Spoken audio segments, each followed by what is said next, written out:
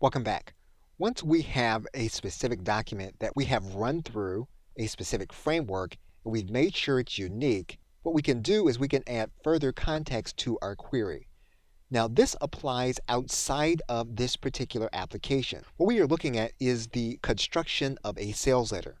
But we can take this concept and we can use it in anything that we are creating inside of ChatGPT. What we are now going to do is we are going to recontextualize our query into more specifics. So basically, we are going to narrow down the focus of the query that we want ChatGPT to give us information about. And we can do this in any context that we want. We are now going to click Enter. And we're going to wait for ChatGPT to give us the output. Now, the chatbot will attempt to put the information in the context that you require it. It does understand specific queries, even though it will not necessarily match up that query perfectly. We're going to give ChatGPT another query.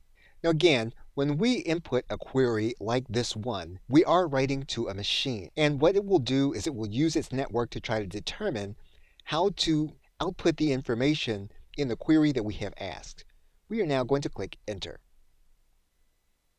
So basically, what you'll see is that you are continuing a conversation with the chatbot and you are continuing in the same information that you have been building since the beginning.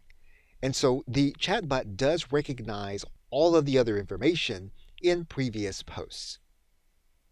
Okay, so with that, thanks, and I will see you in another video.